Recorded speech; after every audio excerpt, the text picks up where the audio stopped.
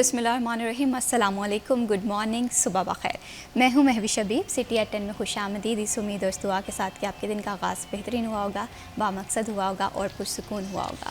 ज़िंदगी में सबसे इम्पॉर्टेंट जो इंसान की ज़िंदगी का टाइम फ्रेम होता है वो उसकी स्टूडेंट लाइफ है, जिसमें बहुत कुछ सीखने को भी मिलता है। कभी जीत भी मुकद्दर बनती है और कभी हार से और अपनी गलतियों से हम बहुत कुछ सीखते हैं।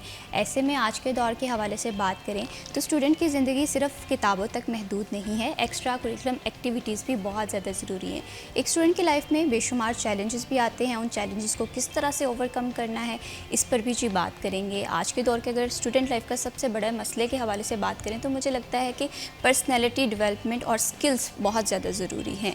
इस पर भी जी हम आज के प्रोग्राम में गुफ्तगू करेंगे। मौसम के हाल अहवाल जानना हमेशा से बहुत ज़्यादा ज़रूरी होता है, क्योंकि हमारे दिन का तमाम तर काम जो हैं वो मौसम के अकॉर्डिंग डिपेंड कर रहे होते हैं। इसके साथ साथ हम बात करेंगे फैसलाबाद के सियासी माहौल के हवाले से। फैसलाबाद के सियासी मसाइल क्या हैं, इस मसाइल को हल करने के लिए मकामी क़यादत किस तरह से अपना रोल प्ले कर रही है। सब्जियों के भाव ताव से लेकर सोने की कीमत तक, इस पर भी जी हम बात करेंगे। तो सबसे पहले देखते हैं फैसलाबाद का मौसम कैसा रहेगा हमारे टुडेज़ वेदर के सेगमेंट में।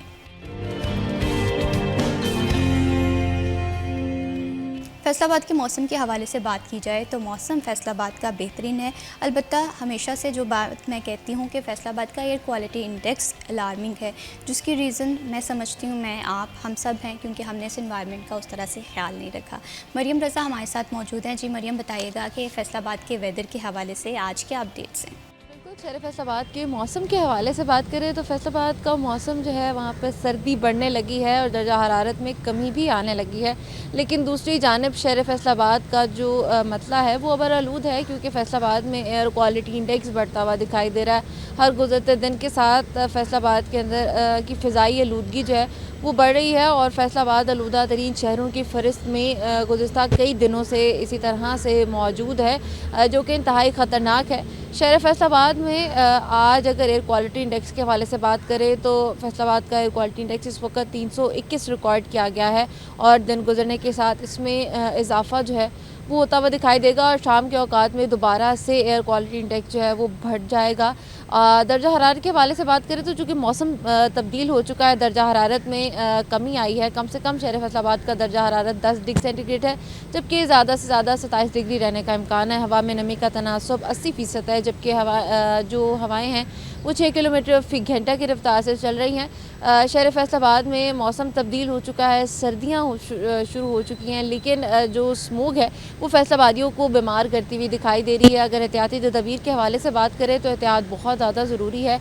मास्क का इस्तेमाल ज़रूर करें और इसके साथ साथ चश्मे का इस्तेमाल करें ताकि अपनी एहतियात जो है वो ख़ुद की जा सके, क्योंकि स्मोक की वजह से गला ख़राब, ज़ुकाम जैसी बीमारियां जो हैं वो आपको हो रही हैं और इससे बचने के लिए एहतियात बहुत ज़्यादा ज़रूरी है। जी बहुत शुक्रिया मरियम रज़ा तफसीलात से आगाह करने के लिए। मौसम को अगर एंजॉय करना है तो एहतियात बहुत ज़्यादा ज़रूरी है। अगर आप चाहते हैं कि आपकी सेहत पे असरात रूनुमा ना हो, घर से जब भी निकलें तो मास्क का इस्तेमाल लाजमी करें, क्योंकि मैं देख रही हूँ बहुत सारे लोग एहतियाती तदाबीरों को फॉलो नहीं कर रहे। फिर उसका रिज़ल्ट ये निकलेगा कि हमारे हस्पतालों पर बोझ बढ़ जाएगा। तो अपनी सेहत का और अपनों का बहुत ज़्यादा ख्याल रखें।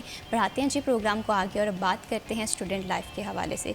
बड़ा गोल्डन पीरियड होता है इंसान की ज़िंदगी का, बहुत कुछ सीखने को भी मिलता है और इंसान अपने रोशन मुस्तकबिल के हवाले से बहुत सारे ख्वाब भी सज जाता है। ऐसे में बेशुमार मसाइल का भी सामना करना पड़ता है। स्टूडेंट लाइफ में हमें ये मसाइल बड़े लग रहे होते हैं, लेकिन जब हम प्रैक्टिकल लाइफ में आते हैं तो हमें वो टाइम याद आता है कि हमने बहुत कुछ सीखा है। आज के स्टूडेंट्स को क्या चीज़ सीखने की ज़रूरत है, किन किन बातों पर इम्प्लीमेंटेशन होनी चाहिए, स्किल्स का क्या रोल है, एक्स्ट्रा करिकुलम एक्टिविटीज़ किस तरह से इंसान की पर्सनैलिटी को ग्रूम करती हैं, इस पर जी हम बात करेंगे। और इस टॉपिक पर गुफ्तगू करने के लिए हमें प्रोग्राम में ज्वाइन किया है डॉक्टर नदीम सोहेल साहब ने, डायरेक्टर स्टूडेंट अफेयर हैं गवर्नमेंट कॉलेज यूनिवर्सिटी फैसलाबाद से भी इनका ताल्लुक़ है और GCUF जैसे कि फैसलाबाद की बड़ी मुकामी और बड़ी अहम यूनिवर्सिटी है, स्टूडेंट के मसाइल के हवाले से एक ख़ासी नज़र भी रखते हैं, हल करने के हवाले से बड़ा विजन भी रखते हैं। आइए खुश आमदीद करते हैं। अस्सलाम वालेकुम। वालेकुम अस्सलाम। अल्हम्दुलिल्लाह, अल्लाह का बड़ा शुक्र है। बहुत शुक्रिया, आपने अपने कीमती वक्त से हमारे प्रोग्राम के लिए वक्त निकाला जी। अगर हम सिटी 41 का भी बहुत ज़्यादा शुक्रिया, मुझे आज स्टूडेंट्स के हवाले से आपने इनवाइट किया, स्टूडेंट्स के मसाइल डिस्कस करने के लिए बुलाया, तो आपका बहुत शुक्रिया। سر میں ہمیشہ ایک بات کہتی ہوتی ہوں کیونکہ میرا تعلق بھی گورنمنٹ کالج یونیورسٹی فیصل آباد سے ہے. میں نے ہمیشہ آپ کو بڑا ایکٹیو دیکھا ہے, اسٹوڈنٹ کے مسائل حل کرنے کے حوالے سے بڑا ویژن رکھتے ہیں, اور اس چیز کو میں سمجھتی ہوں کہ جب آپ اسٹوڈنٹس کو ریپرزینٹ کر رہے ہوتے ہیں, ان کے مسائل کو دیکھ رہے ہوتے ہیں, تو اتنا ایکٹیو ہونا بہت زیادہ ضروری ہے. It's hats off to you. الحمدللہ, کیونکہ میں بائی چوائس اس پروفیشن میں آیا اور بچوں میں رہنا مجھے ایک سیٹسفیکشن دیتا ہے, مجھے لیے خوشی کا باعث ہوتا ہے. تو میرے لیے ایک انرجی ہوتی ہے کہ میں اسٹوڈنٹس میں رہتا ہوں, اسٹوڈنٹ سے بات کرتا ہوں, اسٹوڈنٹس کے اندر میری پینیٹریشن جو ہے الحمدللہ 100% ہوتی ہے, اور ان کے مسائل حل کرنے سے مجھے خوشیاں ملتی ہیں. بالکل, یہ چیز تو آپ نے واقعی بڑی اچھی بات کی ہے, اور اس سے آپ نے صرف باتوں کی حد تک نہیں, پریکٹیکلی بھی میں تو اس چیز کی آئی وٹنس بھی ہوں. اگر سر ہم بات کریں آج سے 5-6 سال پہلے, تو میں دیکھتی تھی کہ تب ہمارے اسٹوڈنٹس میں نا ٹالرنس بھی تھی, ہمارے اسٹوڈنٹ میں سیکھنے کی ایک چاہت بھی تھی. لیکن آج کے دور میں مجھے یہ لگ رہا ہے کہ یہ چیز تھوڑی سی ہمیں کم ہوتی ہوئی دکھائی دے رہی ہے ہر گزرتے سال کے ساتھ ساتھ, کیونکہ آپ اسٹوڈنٹ سے کافی عرصے سے وابستہ ہیں. آپ اسٹوڈنٹس کے مسائل کو کس طرح سے دیکھتے ہیں؟ جی, ٹالرنس کی جیسے بات کریں تو اوور آل سوسائٹی میں ٹالرنس کم ہوتے جا رہی ہے. صرف اسٹوڈنٹس کے اندر کم نہیں ہے, پوری سوسائٹی میں ٹالرنس کم ہوتے جا رہی ہے. بہت سارے فیکٹرز ہیں اس کے, لیکن ظاہری بات ہے یونیورسٹیاں بچوں کی تربیت گاہ ہوتی ہیں, تو ہم نے بچوں کی تربیت کرنی ہوتی ہے. جو بچے ہمارے پاس آ جاتے ہیں, ہم نے ان میں ٹالرنس کیسے جنریٹ کرنی ہے, اور عدم برداشت سے کیسے ان کو ہم نے اس صورتحال میں ان کی تربیت کرنی ہے. تو اس کا سب سے اچھا پلیٹ فارم جو ہے وہ یونیورسٹی میں جو ہم نے سوسائٹیز بنائی ہوئی ہیں, تو جب ان سوسائٹیز میں بچے جوائن کرتے ہیں اور پرفارم کرتے ہیں, تو ان کے اندر خود ہی ٹالرنس آتی ہے. بچے کوئی بھی ایکٹیویٹی میں جب بھی جائیں گے تو اپنی ایکسٹرا انرجی جو ہے جب وہاں پہ لگائیں گے, تو خود بخود وہ زیادہ اچھے سٹیزن بنیں گے, اور وہ اچھا سوسائٹی کے لیے ممبر بنیں گے. بالکل اسی طرح سے ہے, کیونکہ اسٹوڈنٹ لائف میں سمجھتی ہوں کہ انسان کی زندگی کا بڑا گولڈن ٹائم ہوتا ہے. آپ اس میں بہت کچھ سیکھتے بھی ہیں, آپ کبھی لوز کرتے ہیں, کبھی آپ ون کرتے ہیں, لیکن ایٹ دی اینڈ آپ کی پرسنالٹی گروم ہو رہی ہوتی ہے, ڈیولپ ہو رہی ہوتی ہے. تو اگر ہم ایکسٹرا کوریکولم ایکٹیویٹیز کی امپورٹنس کو آپ کی نظر سے دیکھیں, تو آپ کس طرح سے اس تناظر کو دیکھتے ہیں؟ سب سے زیادہ تو دیکھیں میری اگزامپل آپ کے سامنے ہے. پچھلے 11 سال سے میں گورنمنٹ کالج یونیورسٹی میں ڈائریکٹر اسٹوڈنٹ افیئر کام کر رہا ہوں. تو جب میں اپنی اسٹوڈنٹ لائف پہ نظر ڈالتا ہوں, تو جو ہے پہلی کلاس سے لے کر 10th کلاس تک میری پارٹیسپیشن ہمیشہ بہت ایکٹیولی رہی ہے. کلاس کے اندر مانیٹر کے طور پر کام کرتا رہا, پھر اسکاؤٹنگ میں ہم کیمپنگ کرتے رہے, مختلف شہروں میں کئی دن ہم نے کیمپس میں گزارے, اور وہ کیمپس میں بنیادی طور پر وہ ٹریننگ کیمپس ہوتے تھے جہاں پہ ہمیں مختلف ٹریننگز دی جاتی تھیں. اس کے علاوہ ہم سپورٹس میں بھی پارٹیسپیٹ کرتے رہے. پھر جب ہم کالج لائف میں آئے, کالج لائف میں اس وقت کیونکہ اسٹوڈنٹ یونینز پر بین نہیں تھا, تو اس میں بھی ایکٹیولی ہم رول ادا کرتے رہے. اور وہ ساری چیزیں جو ہیں ظاہری بات ہے ہماری پرسنالٹی کا ایک حصہ بنتی رہی. تو جب مجھے یہ ذمہ داری 2013 میں ملی, جنوری 2013 میں اسٹوڈنٹس افیئر کی, تو اس وقت گورنمنٹ کالج یونیورسٹی میں جو تھا پیس کے حوالے سے کوئی اچھے حالات نہیں تھے. بچوں کے اندر وائلنس بہت زیادہ تھا, اور سوسائٹیز جو تھیں وہ صرف 2 سوسائٹیز کام کر رہی تھیں. ایک جناح ڈبیٹنگ سوسائٹی تھی اور ایک نعت کی رات کی سوسائٹی تھی, باقی کوئی سوسائٹیز نہیں تھیں. تو الحمدللہ ہم نے وہاں پر بہت ساری سوسائٹیز بنائیں, اور بچوں کو ہم نے انوائٹ کیا کہ آپ ان کے ممبرز بنیں. اور الحمدللہ پھر ہم نے بہت سارے اولمپیاڈز ون کیے. ہمارے اسٹوڈنٹس نے قائد-اعظم یونیورسٹی میں, UET میں, یواس میں, پنجاب یونیورسٹی میں, اور BZU میں, جہاں پر بھی اولمپیاڈز یا کمپٹیشنز ہوتے تھے تو اس میں بہت اچھا انہوں نے پرفارم کیا. شروع میں جب ہماری ڈرامہ کی ٹیم جاتی تھی لاہور میں, تو نارملی یہ ہوتا تھا کہ جی گورنمنٹ کالج لاہور یا NCA کے اسٹوڈنٹ جو ہیں انہی کی پوزیشن ہوگی, ہماری نہیں ہوگی. لیکن پھر ہم نے اپنا لوہا منوایا ہمارے اسٹوڈنٹس نے, اور جب بھی گورنمنٹ کالج یونیورسٹی کسی بھی کمپٹیشن میں پارٹیسپیٹ کرتا تھا تو ہمارے اسٹوڈنٹس کے وہاں پہنچنے سے پہلے ہی ایک آواز آتی تھی کہ گورنمنٹ کالج یونیورسٹی بازی لے جائے گا. بالکل اسی طرح سے. اور یہ ساری چیزیں میں نے آئی وٹنس کی ہوئی ہیں. اگر ہم ڈرامیٹکس کے حوالے سے بات کریں، گورنمنٹ کالج یونیورسٹی نے بڑے اچھے تعلق رکھنے والے ایکٹرز ہم نے دیکھا ہے کہ گورنمنٹ کالج یونیورسٹی سے تعلق رکھتے ہیں. ڈرامیٹکس کے بڑے جسے کہتے ہیں پروکار ایونٹس ہم نے دیکھے ہیں، جس میں مجھے آج بھی یاد ہے جشن رنگ و رامش ایک ایونٹ تھا، وہ کیا ہی خوبصورت، کیا ہی شاندار، جس کی ایگزامپل آج تک زندہ ہے. جیسا کہ دیکھیں رنگ و رامش کا نام ہی کتنا خوبصورت ہے. تو یہ بنیادی طور پر تھا کہ کو کیریکولر ایکٹیویٹیز کو پروموٹ کرنے کے لیے ہم انٹر ڈپارٹمنٹل کمپٹیشنز کرواتے تھے، اور آخر پہ وہ جن کی پوزیشنز ہوتی تھی انہیں ہم ایوارڈز دیا کرتے تھے. لیکن وہ نارملی ایوارڈز لینے کے لیے وہی بچے آتے تھے جنہوں نے پارٹیسپیٹ کیا ہوتا تھا. باقی اسٹوڈنٹس کو نہیں پتہ چلتا تھا کہ گورنمنٹ کالج یونیورسٹی میں کوئی ایکٹیویٹیز ہو رہی ہیں. تو ہم نے پھر ایک پلیٹ فارم بنایا جشن رنگ و رامش کو سیلیبریٹ کرنے کا. وہاں پہ ایوارڈ دیے جانے لگے. تو اس میں پوری یونیورسٹی کے اسٹوڈنٹس کو ہم بلاتے تھے. وہاں پہ ہمارے بچوں کی پرفارمنسز بھی ہوتی تھیں، اور ان کو اپریشیٹ کرنے کے لیے جو ہے ایوارڈز بھی دیے جاتے تھے. اور پوری یونیورسٹی کو پتہ چلتا تھا کہ یونیورسٹی کے اندر جو ہے کو کیریکولر ایکٹیویٹیز ہو رہی ہیں، سوسائٹیز کون کون سی کام کر رہی ہیں. اور اس سے پھر بڑی تیزی کے ساتھ ہماری ممبر سازی میں اضافہ ہوا، اور سوسائٹیز بہت زیادہ ممبرز آ گئے اس میں ماشاءاللہ. اب ڈرامیٹکس کی بات کریں تو ڈرامیٹکس میں صرف ہمارے پاس ہماری ٹیم میں صرف ایکٹرز نہیں ہوتے، ایک یہ پورا سیٹ اپ ہوتا ہے. جیسے آپ کا یہاں اسٹوڈیو کے اندر بہت سارا سیٹ اپ ہے، کچھ ٹیکنیکل لوگ ہیں، کچھ کوآرڈینیٹ کرنے والے ہیں، کچھ پرفارم کرنے والے ہوتے ہیں. اسی طرح ڈرامیٹکس میں کچھ لوگ وہ ہیں جو ڈائلاگس لکھ رہے ہوتے ہیں، کچھ وہ لوگ ہیں جو لائٹس کو کنٹرول کرتے ہیں، کچھ وہ بچے ہیں جو بیک گراؤنڈ میوزک کو کنٹرول کر رہے ہوتے ہیں، کچھ اسپاٹ لائٹ پہ کام کر رہے ہوتے ہیں، کچھ وہ جو کاسٹ کے ساتھ کوآرڈینیٹ کر رہے ہوتے ہیں کہ اس وقت کس نے جانا ہے. تو اس طرح وہ تقریباً ایک ڈرامہ کے لیے ہمارے پاس 40-45 کے قریب جو ہے ایک اسٹوڈنٹس کی ٹیم ہوتی ہے. اور ان میں بہت اعلیٰ درجے کا کوآرڈینیشن جب ہوتا ہے تو ڈرامہ ہٹ ہوتا ہے.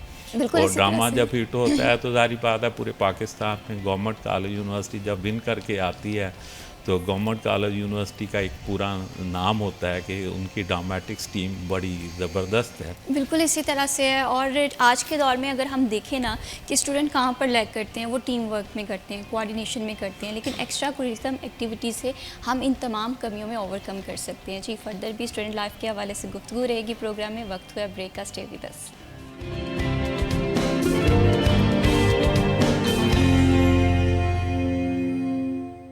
کے حوالے سے بڑا امپورٹنٹ لائف پیریڈ ہوتا ہے انسان کی زندگی کا. بہت ساری غلطیاں بھی انسان کرتا ہے، ان غلطیوں سے سیکھتا بھی ہے.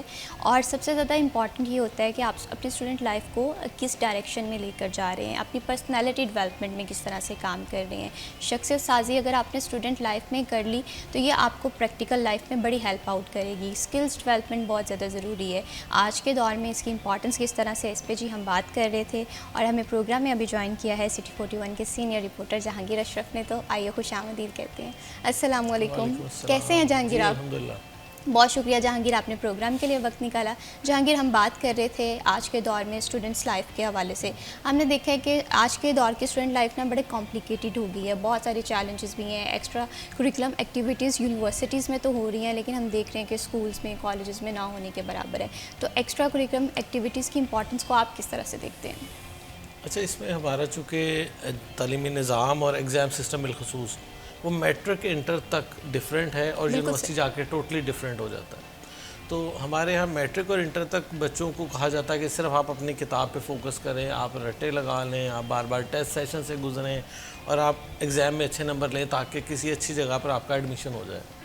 اچھا، اس میں کیا ہوتا ہے کہ بہت سارے بچوں کا ٹیلنٹ ضائع ہو جاتا ہے، بہت سارے بچوں کو موقع نہیں مل پاتا، اور جیسے ہی وہ مختلف فیلڈز میں جانے سے رہ جاتے ہیں. میں تو یہی کہوں گا کہ موسٹلی جنرل یونیورسٹیز میں وہ لوگ جاتے ہیں جو کسی اور جو مین ٹارگیٹ ہے، جیسے ہمارے ہاں میڈیکل انجینئرنگ کا ایک ہوا بنا ہوا ہے نا، تو اس میں جانے سے جو رہ جاتے ہیں وہ جنرل یونیورسٹیز کی طرف چلے جاتے ہیں. تو پھر ان میں جو وہاں جا کر انہیں آپشنز ملتی ہیں سوسائٹیز کی وہ کافی زیادہ ایک ورائٹی مل جاتی ہے. یہ اچھی بات ہے کہ ہماری یونیورسٹیز میں ایٹ لیسٹ یہ چیزیں موجود ہیں. بالکل اسی طرح سے. ادروائز ہمارے اسکول کالجز میں بہت سارا ٹیلنٹ ضائع ہو جاتا ہے, بچوں کی بیس بنتی نہیں ہے.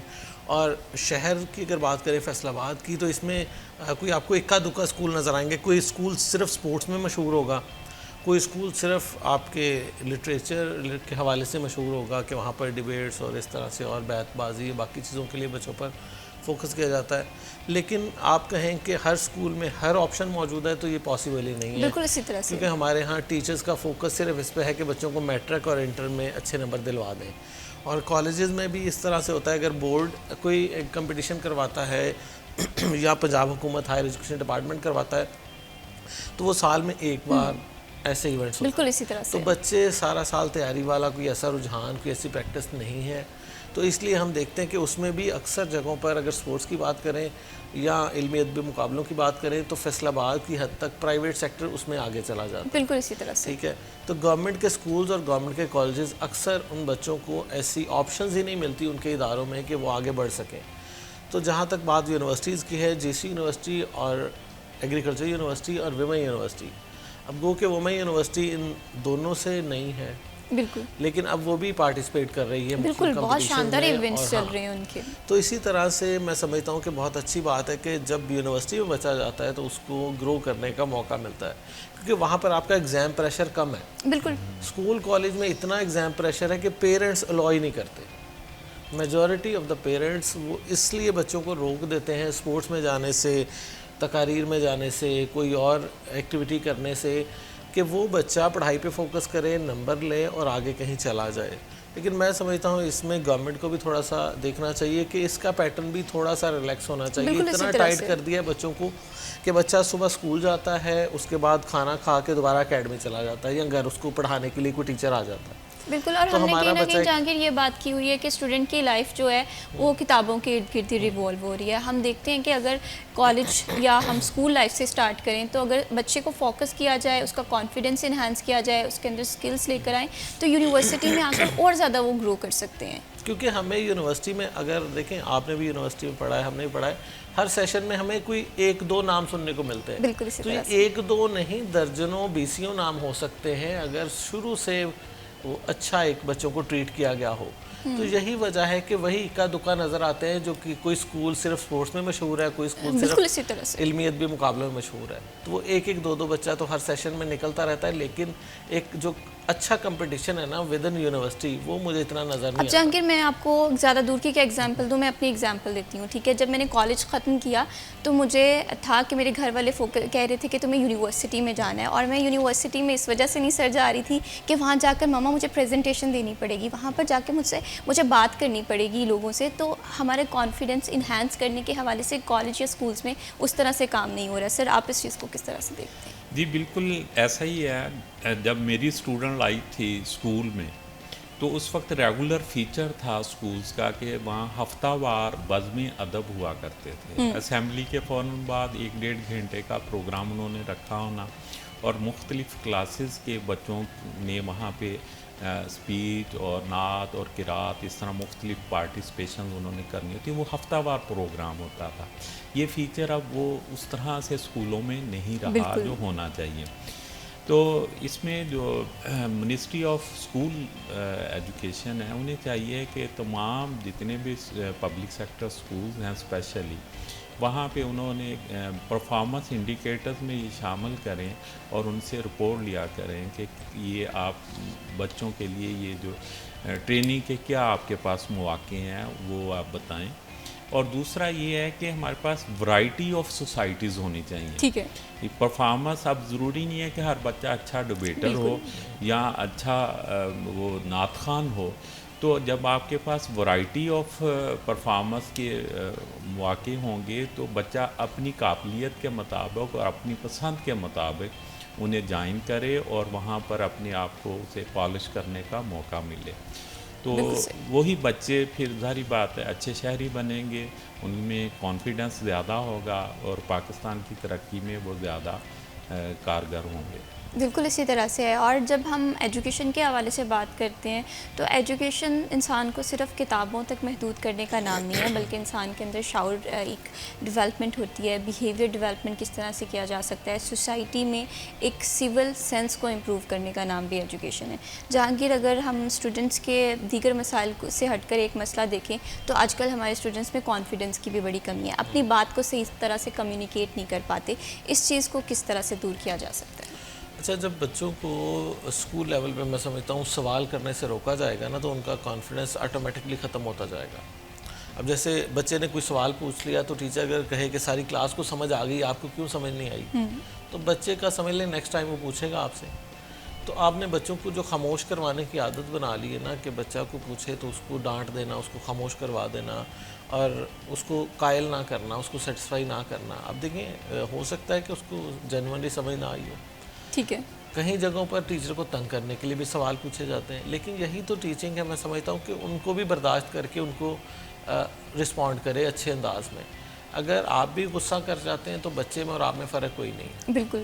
تو ہمارے ہاں ٹیچر کو میں سمجھتا ہوں کہ زیادہ پیشنس کا مظاہرہ کرنا چاہیے. ہمیں ان چیزوں سے باہر نکل آنا چاہیے کہ کس کو ہم لائک کرتے ہیں, ڈس لائک کرتے ہیں. آپ کے لیے ہر بچہ ایکولی اس کو ٹریٹ کرے, اور جو میں سمجھتا ہوں ویک ہے پڑھائی میں اس کو زیادہ امپورٹنس دیں, کہ اس کو زیادہ سمجھائیں, اس کو زیادہ. آپ دیکھیں, آپ نے صرف ٹاپر بچوں کو پڑھانے کی ذمہ داری نہیں لی, آپ نے تو بیسیکلی جو ویک ہیں ان کو تھوڑا سا اوپر لے کر آنا. اور ایک اور چیز ہے کہ ہمیں کمپیریزن نہیں کرنا چاہیے. ہم دیکھتے ہیں کہ بہت سارے ٹیچر سوری ٹو سے کمپیریزن کر رہے ہوتے ہیں, اور وہ بچہ جو تھوڑا بہت گروم کرنے کی کوشش کر رہا ہوتا ہے, تھوڑا بہت اپنے آپ کو ڈیولپمنٹ کی طرف لے کر آنے کی کوشش کر رہا ہوتا ہے, پھر وہ دیکھتا ہے کہ نہیں جی بات نہیں بن رہی ہے, اور پھر وہ وہیں پر سٹک ہو کر رہ جاتا ہے. اچھا, اس میں پیرنٹس کا بھی میں سمجھتا ہوں قصور ہے کئی جگہوں پر, کیونکہ سٹارٹ میں جب پیرنٹ ٹیچر میٹنگ میں پیرنٹ جاتے ہیں تو وہ ٹیچر پر یہ الزام لگاتے ہیں کہ میرا بچہ پیچھے وہ آگے. تو پیرنٹس بھی خدا رہا اس پہ تھوڑا سا بچوں پہ نرم ہاتھ رکھیں. آپ کا بچہ جتنا کمپیٹنٹ ہے, جتنے نمبر لے رہا ہے, اس کو اسی سے کمپیئر کر کے اس کو بہتر بنانے کی کوشش کرے, نہ کہ اس کو کہے کہ تمہارے بہن بھائی نے اتنے اچھے نمبر لیے ہیں, تمہارے کم ہیں, تمہارے کلاس فیلوز کے اتنے اچھے نمبر ہیں, تمہارے کم ہیں. تو بچہ انفیریورٹی کمپلیکس میں چلا جاتا ہے کہ میں تو یار باقیوں سے بہت پیچھے ہوں. تو آٹومیٹکلی آپ نے اس کو پیچھے کر دیا آہستہ آہستہ. تو جب آپ پہلی کلاس سے لے کر 10ویں تک اس کو 10 سال ایسے پیچھے پیچھے کرتے جائیں گے, تو اس کا مطلب ہوگا میری نظر میں کہ وہ اپنے ہی ہم ایج اور ہم کلاس بچوں سے 10 سٹیپ پیچھے چلا گیا. بالکل اسی طرح سے. تو ہمیں اپنے بچوں کو تھوڑا سا انکریج کرنا چاہیے, وہ جتنے ہیں اتنے پہ آپ تھوڑا سا اس پہ سیٹسفائی ہوں, اور اس کو انکریج کریں کہ آپ نے اچھا کیا ہے, اس کو مزید بہتر بنائیں. بالکل اسی طرح سے. ہم تنقید کر کے بچوں کو گونگا بہرا بنا دیتے ہیں. بچے پھر نہ اپنی خواہشات بتاتے ہیں, نہ اپنی اندر کی تھاٹس بتاتے ہیں, اور نہ ایکسپریس کر پاتے ہیں. بالکل صحیح بات ہے. ایسی بالکل جہانگیر, میں آپ کی بات کو سیکنڈ کروں گی. ڈاکٹر ندیم سہیل صاحب, آپ سے میں سیم اسی کویشچن پہ آپ کا پوائنٹ آف ویو بھی لینا چاہتی ہوں, کیونکہ آپ کا تو ڈائریکٹ واسطہ اسٹوڈنٹ سے پڑھ رہا ہوتا ہے. کیوں نہیں ہمارے اسٹوڈنٹ میں کانفیڈنس آ رہا؟ والدین ریزن ہے, ٹیچر اس طرح سے ٹریٹ نہیں کر رہا, پرابلم کہاں پر آ رہی ہے؟ یہ ظاہری بات ہے, بنیادی طور پر یہ ذمہ داری پیرنٹس اور ٹیچرز کی ہے. اگر ہمارے بچوں میں کانفیڈنس نہیں آ رہا تو یہ ہماری اسائنمنٹ ہے کہ ہم بچوں کے اندر وہ کانفیڈنس لائیں, اور اس کے لیے ہم دیکھیں کہ بچوں کا مائنڈ کیا ہے. اب نمبروں کے ساتھ تو بچے کی پرسنالٹی کو کمپیئر نہیں کرنا چاہیے. اللہ تعالیٰ نے ہر انسان کو مختلف کوالٹیز دی ہوتی ہیں, تو پیرنٹس اور ٹیچر کو اپنی خواہشات ان پہ امپوز کرنے کی بجائے ان بچوں کی خواہشات کو دیکھنا چاہیے, اور دیکھنا چاہیے کہ ان میں کون سی ایبلٹیز ہیں اور ان کو وہ پالش کرے. تو ضروری نہیں ہے کہ آپ صرف نمبروں کی بنیاد پر کسی بچے کی پرسنالٹی کو جج کریں. تو جب ہم بچوں کو موقع دیں کہ ان میں جو خواہشات ہیں, جو ان کی کوالٹیز ہیں, ان کے مطابق وہ موو کر سکیں, تو وہ پھر زیادہ اچھے شہری بن سکیں. بالکل اسی طرح سے اپرچونیٹیز جو ہیں اسٹوڈنٹس کے پاس ہونی چاہیے, اپنے آپ کو ریپرزینٹ کرنے کی, اپنے آپ کو کمیونیکیٹ کرنے کی, اور اپنے آپ کو ایک بہتر شہری بنانے کی. اور اس میں جو دو امپورٹنٹ انٹیٹیز ہیں وہ والدین ہیں اور ٹیچرز کا رول ہے. تو ٹیچرز اور والدین کو ایک دوسرے کے ساتھ مل کر اس مسئلے کو حل کرنے کی ضرورت ہے. فردر بھی اسٹوڈنٹ لائف کے حوالے سے جی پروگرام میں گفتگو کریں گے. وقت ہوا بریک کا, اسٹے ود اس.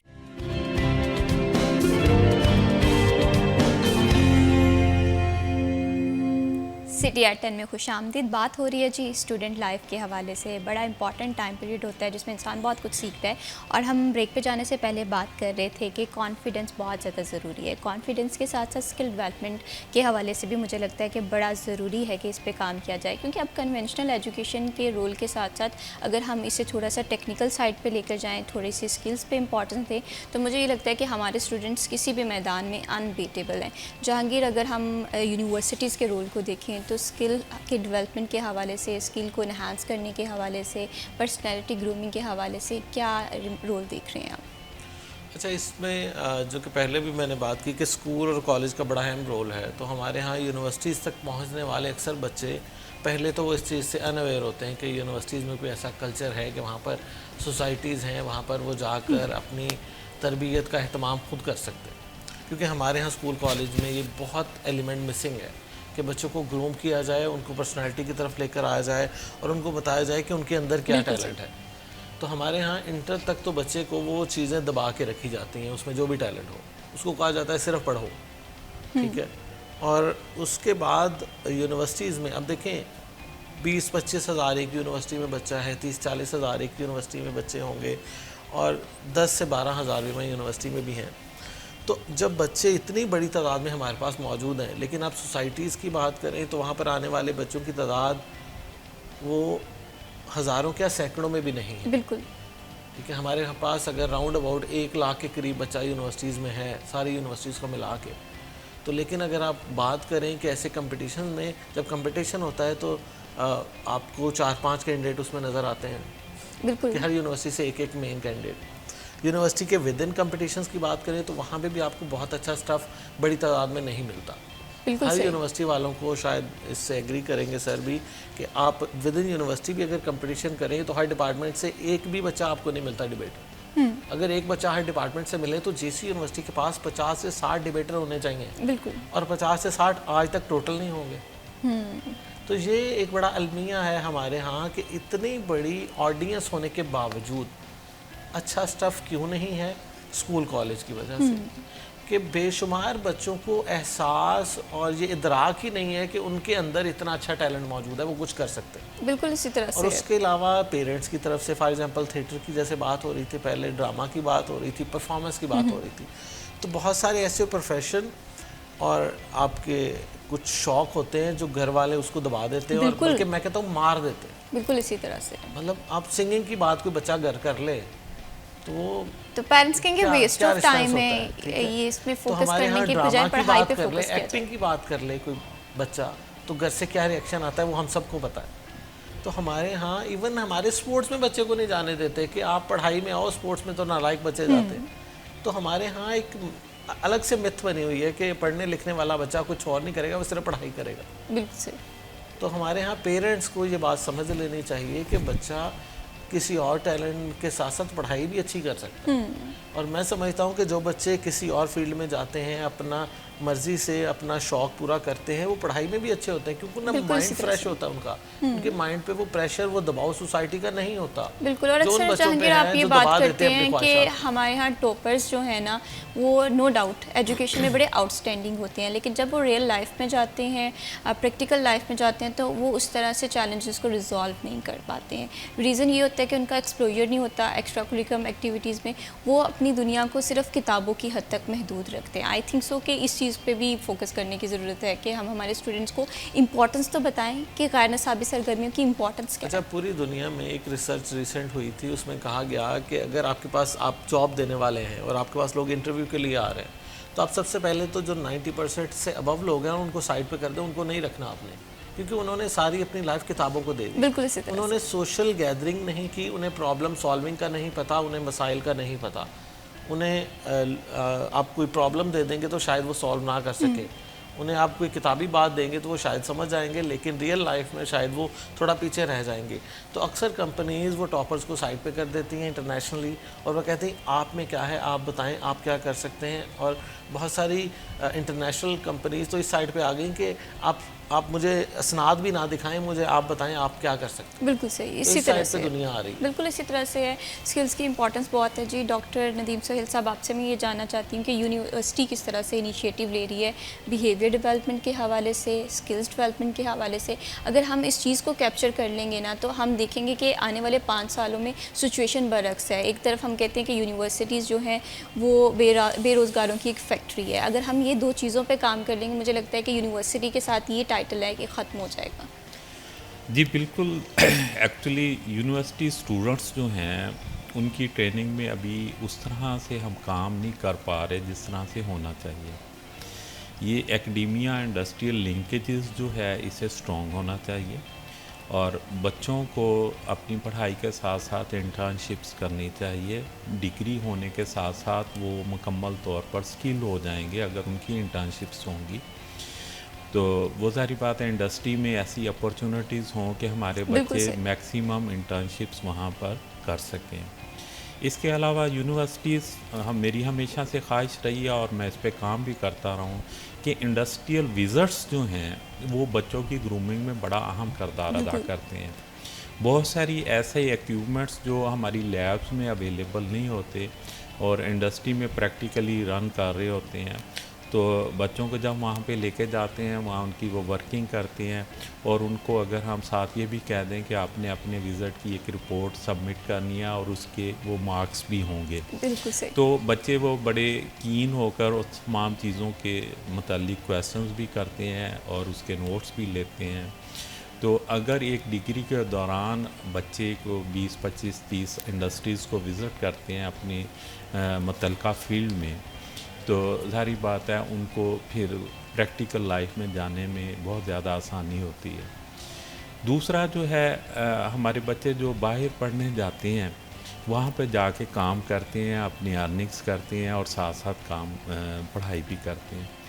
یہاں پر کیونکہ ہمارے پیرنٹس فیس پے کر رہے ہوتے ہیں, ایک تو بچوں میں اس طرح سے ذمہ داریاں نبھانے کا نہیں عادت ہوتی, تو میری کوشش ہوتی ہے کہ بچوں سے کہیں کہ پارٹ ٹائم آپ کچھ نہ کچھ کام کیا کریں, اس سے آپ کی آبزرویشن اسٹرانگ ہوں گی اور آپ کا اسکل جو آئے گا آپ کا, اور ساتھ ساتھ آپ اپنے پیرنٹس کا جو وزن جو ہے, بوجھ جو ہے وہ کم کریں گے. تو اس کے علاوہ جو ہے ہم یہ کر سکتے ہیں کہ یونیورسٹی کے اندر جتنے بھی ایونٹس ہوتے ہیں ان ایونٹس کی آرگنائزیشن میں 90% اسٹوڈنٹس کو شامل کریں اس کو آرگنائز کرنے میں. مثلا اولمپیاڈز ہوتے ہیں, سپورٹس ہوتی ہیں, جو بھی ہوتا ہے, اب ضروری نہیں ہے کہ ہم نے سپورٹس مین ہی پیدا کرنے ہیں, ان سپورٹس کو آرگنائز کرنے کے لیے بھی بچوں کا رول بڑا اہم ہے. جب ٹیمز آتی ہیں ان ٹیمز کو ہم نے کہاں پہ ٹھہرانا ہے وہ بچوں کی ذمہ داری ہو, ان کے کھانے پینے کے ارینجمنٹس کیسے کرنے ہیں. اسی طرح سے اسٹوڈنٹس کو ایکٹیویٹیز کو انگیج کرنا بہت زیادہ ضروری ہے. اگر ہم چاہتے ہیں کہ ایک ایسی سوسائٹی تشکیل دے جہاں پر سب لوگ رولس کو بھی فالو کریں, ریگولیشنس کی بھی امپورٹنس کو سمجھیں, تو اس میں یونیورسٹی, پیرنٹس اور خود اسٹوڈنٹس کو یہ سوچنے کی بہت زیادہ ضرورت ہے. وقت ہوا جی بریک کا, اسٹے ود اس.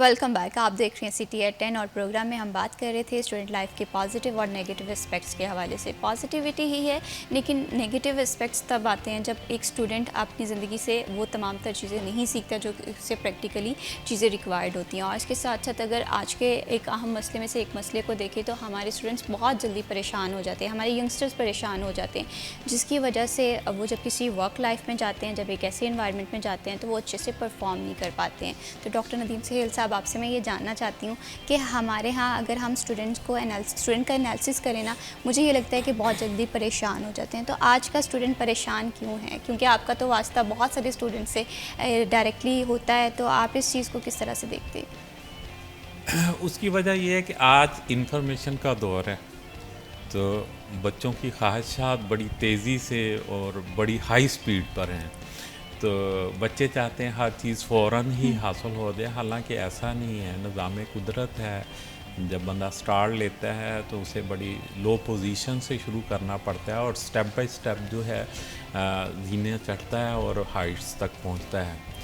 تو بچوں کو یہ چیز سمجھانے کی ضرورت ہے کہ جب آپ سٹارٹ لیتے ہیں تو آپ کو بڑے جو ہے مارجنل لیول سے شروع کرنا پڑتا ہے، اور پھر آہستہ آہستہ آپ انشاءاللہ ترقی کریں گے. اس کے لیے اگزامپلز ہیں بہت سارے لوگوں کی، بہت سارے لوگوں نے کام کیا، بہت ساری ناکامیاں دیکھی، اور آج دنیا کے جو ہیں کامیاب ترین لوگوں کے ہیں میں شامل ہیں. تو بچوں کو کامیاب ترین لوگوں کی جو بایوگرافیز ہیں انہیں پڑھنا چاہیے کہ وہ آج اگر اس مقام پر ہیں تو کیا وہ شروع سے تھے. تو کامیاب آدمی جو ہے ہمیشہ زمین سے شروع ہوتا ہے اور پھر آہستہ آہستہ آگے کی طرف بڑھتا ہے. تو جلدی نہیں کرنی چاہیے، سیکھنا چاہیے. جب ہر سٹیپ پہ قدم رکھ کے آگے بڑھیں گے تو آپ کی پرسنالٹی زیادہ سٹرونگ ہوگی، ہوا میں نہیں ہوں گے. بالکل اسی طرح سے کنسسٹنسی بڑی میٹر کرتی ہے، ہارڈ ورک بڑا میٹر کرتا ہے، اور سب سے زیادہ ضروری ہوتا ہے کہ آپ کتنا اپنے آپ کو سیٹسفائیڈ رکھتے ہیں، آپ کے رولز کیا ہیں، آپ کتنا زیادہ اپنے رولز کو لے کر، اپنی اسٹرگل کو لے کر ایک پازیٹیو اپروچ رکھتے ہیں. جہانگیر، اگر اسٹوڈنٹ لائف کے مسائل کے حوالے سے بات کریں تو آپ نے بھی یونیورسٹی لائف دیکھی ہے، میں نے بھی دیکھی ہے، تو آپ کو کیا لگتا ہے کہ یونیورسٹی کی لائف کا سب سے بڑا چیلنج کیا ہوتا ہے؟ اچھا، سب سے بڑا چیلنج یہ ہے کہ آپ کو مینٹور نہیں ملتے. ہماری یونیورسٹیز میں بہت کم لوگوں کو مینٹور مل جاتا ہے، کوئی ان کو رہبر مل جاتا ہے، کوئی ان کو گائیڈ کرنے والا مل جاتا ہے. ہمیں اکثر جگہوں پر نا خود ہی دیواروں سے ٹکرے مارنا پڑتی ہیں. ہمارے سسٹم میں ہمارے ہاں کوئی، میں سمجھتا ہوں ٹریننگ کا، کوئی کاؤنسلنگ کا کوئی ایسا میکنزم ہے نہیں. اسکول کالج سے، جیسے میں نے بتایا پہلے بھی، کہ ہمارے اکثر بچے تو کسی کے پاس اسی لیے نہیں جاتے کہ انہیں پتہ ہے اسکول کالج میں ہمیں کسی نے گائیڈ نہیں کیا تو یہاں کیا ہونا ہے. بالکل. بہت سارے بچے مایوسی میں ہی وہ خود اپنی جنگ خود ہی لڑتے رہتے ہیں اندر ہی اندر.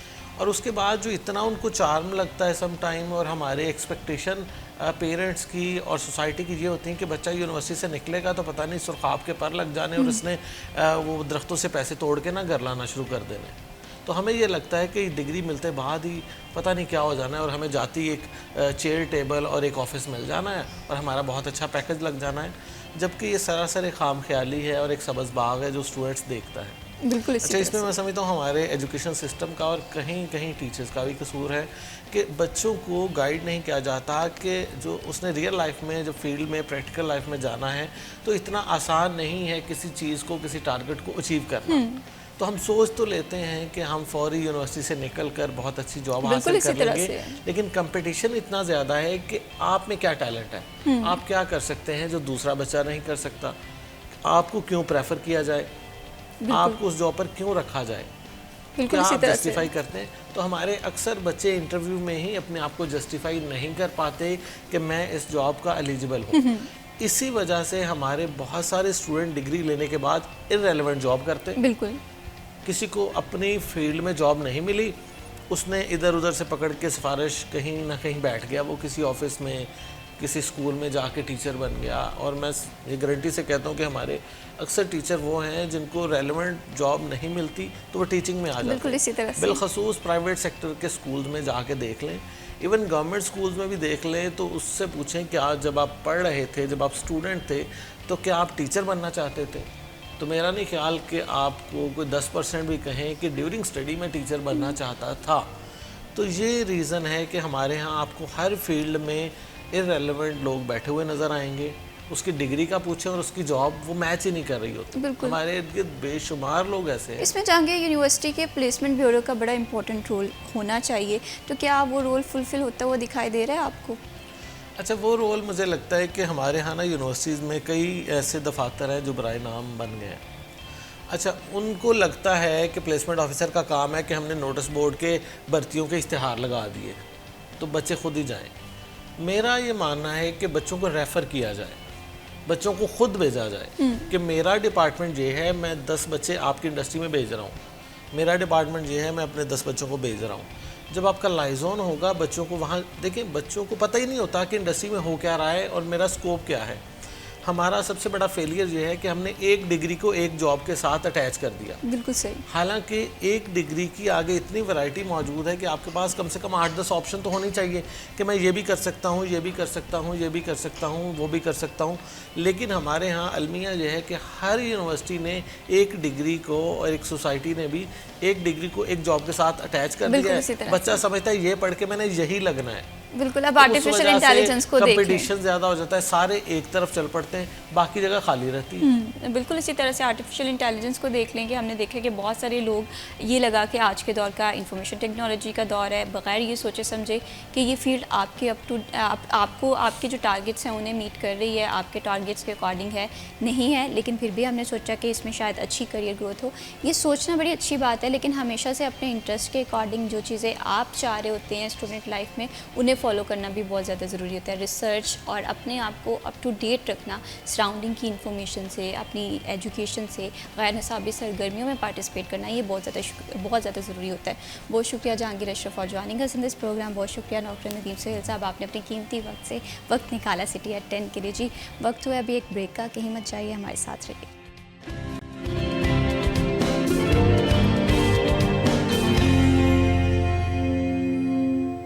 ویلکم بیک, آپ دیکھ رہے ہیں سٹی ایٹ 10. بڑھاتے ہیں جی پروگرام کو آگے اور بات کرتے ہیں آج کے بھاؤ کے حوالے سے. سبزیوں کی قیمتوں میں روزانہ رد و بدل ہم دیکھتے ہیں اور کہیں نہ کہیں یہ اثر انداز ہو رہا ہے ہمارے ریگولرلی گھر کے بجٹ کے حوالے سے. اور سب سے مشکل سوال ہوتا ہے کہ خاتون خانہ کے لیے آج کیا بنایا جائے جو کہ بجٹ کے اکارڈنگ بھی فٹ ہو رہا ہوتا ہے. تو دیکھتے ہیں کہ آپ کے بجٹ کے اکارڈنگ آج کون سی سبزی فٹ ہو رہی ہے ہمارے آج کے بھاؤ سیگمنٹ میں.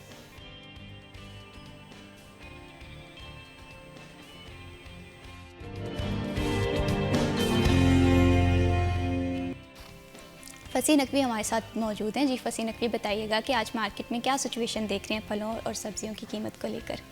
جی بالکل, فیصل آباد مارکیٹ کمیٹی کی جانب سے بروز منگل کی ریٹ لسٹ جاری کر دی گئی ہے. سب سے پہلے دیکھا جائے تو برائل مرغی کا گوشت 2200 روپے کمی کے بعد 529 سے 507 روپے ہو چکا ہے, جبکہ انڈے فارمی سابقہ قیمت 347 روپے فی درجن پر قائم ہے. اور اسی طرح دیکھا جائے تو آلو کا جا چھلکا 10 روپے کمی کے بعد 95 سے 85 روپے ہو چکا ہے, جبکہ پیاز 5 روپے کمی کے بعد 110 سے 105 روپے ہو چکے ہیں. اور اسی طرح ٹماٹر 5 روپے اضافے کے بعد 105 سے 110 روپے ہو چکا ہے, جبکہ ادرک چائنا 30 روپے کمی کے بعد 350 سے 320 روپے ہو چکا ہے. لہسن ہدائیں 10 روپے کمی کے بعد 280 سے 270 روپے ہو چکے ہیں, جبکہ سبزی مرچ بغیر رد و بدل کے 70 روپے فی کلو پر قائم ہے. پھول گوبھی 5 روپے کمی کے بعد 25 سے 20 روپے ہو چکی ہے. اسی طرح بند گوبھی سابقہ قیمت پر برقرار ہے 150 روپے فی کلو ہے, جبکہ گیا کدو 5 روپے اضافے کے بعد 55 سے 50 روپے فی کلو پر قائم ہے.